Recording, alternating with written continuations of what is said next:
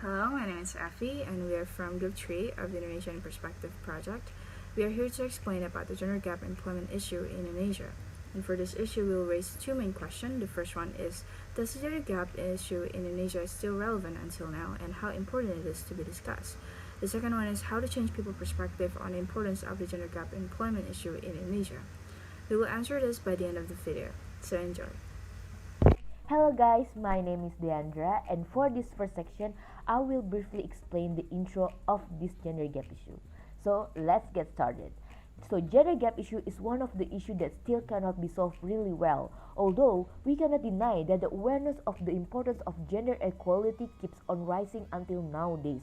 However, there are still a lot of things need to be addressed regarding the gender gap issue, especially in the employment sector. The pandemic COVID-19 was worsened up the issue.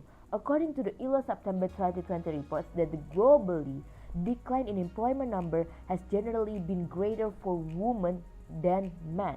And Indonesia was one of the countries that having those problems. And next one, my friend will explain about the history of why this gender gap issue are there in Indonesia. Brief history on gender inequality in Indonesia actually started in the pre-colonial period, where female actually have their own sexual and economic autonomy, and there are some female tend to be diplomats and also stakeholders.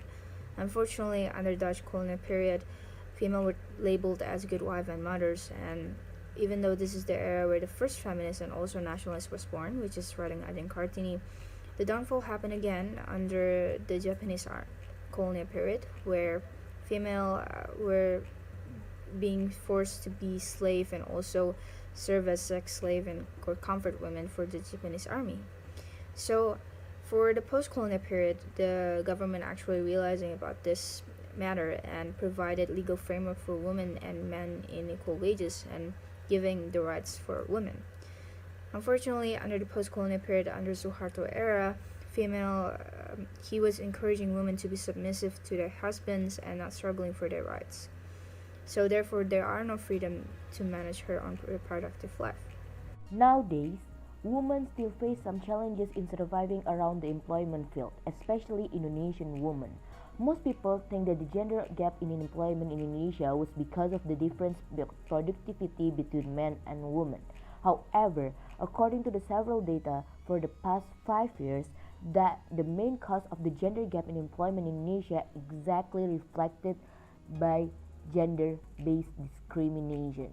First, in 2015, according to the report by ILO in 2015, that the gender gap in labor force participation rates around 50% between females and males employees. Then, in 2017, there was also some evidence of gender wage gap in Indonesia, either in formal or informal employment sector. And moving on to according to the Global Gender Gap Report in World Economic Forum in 2018, that Indonesia was ranked number 6 out of 9 in ASEAN. And guess what? 2019, it's become worse. Indonesia became the worst among ASEAN members regarding women's representation in management and board position either. And now, in the year 2020, according to the report by ILO in 2020 regarding the gender pay gap issue, it says that women actually earn less than men do on average. And also, women take only like a quarter of high-paying managerial and supporting occupations. Moreover, in that position, women are still paid lesser than men. From all those evidence from over 5 years of gender gap issue, especially in employment sector, it seems that Indonesia did not take it seriously to solve this problem about gender gap in employment issue in Indonesia. We also can see that from the data that I've already told you before. So we need this issue to be discussed even more. That's why we need some solution, concrete solution for all those 3 challenges in women's employment sector in Indonesia. My name is Farhan, and I'm going to explain about the gender gap issues in employment program. There are a few international agreements to solve the problem, such as conventions on the elimination of all forms of discriminations against women and Beijing Declaration and Platform for Action. Both were used as an important things on planning various documents, both both on national and global levels. In economic side, many workplaces implemented the importance of gender approach in the labor policies, starting from protecting the rights of women, the pre-employment card program for the future, and investing the education and skills for girls and women that are relevant to the future employments. So, this is the end of the video for gender gap issue, and I'm here to answer one of the main questions, which is, does the gender gap issue in Indonesia still relevant today, and how important it is to be discussed. So, the gender gap employment issue in Indonesia is still a very crucial topic that needs to be discussed because of the negative effects and inequalities toward women. Gender gap in employment is still very relevant today since there are still a lot of cases that have shown inequalities threat toward the female gender.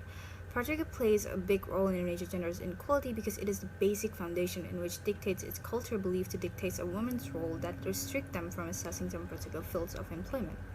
That norm gradually shaped the mentality of the society to the acceptance of the gender gap in employment. Therefore, women in Indonesia are still struggling to have their rights in job opportunities, wages, and work hours equalities because it is difficult to have equal parity structures for women and men in a patriarchal society. Although there have been laws that regulate this particular issue, it is important to discuss the gender gap in employment in Indonesia so that the awareness about women's right in employment could be fulfilled and create the equalities every human being deserves. The second question, how to change people's perspective of the importance of gender gap in employment in Indonesia. So we know that it was such a hard work to change Indonesia perspective, especially the one that still live up to the patriarchal culture mindset. However, this mindset needs to be changed immediately. The people in Indonesia should change their perspective of women to be as equal as man, like a normal human being. And I think it was a necessity for Indonesia people to change their perspective to be better. I remember it was never too late to change to be better. And I hope by discussing this issue, we can be more aware of this gender gap issue, especially in the employment sector in Indonesia. I think that's all from our group. Thank you for listening. Thank you for watching. Thank you. Bye-bye.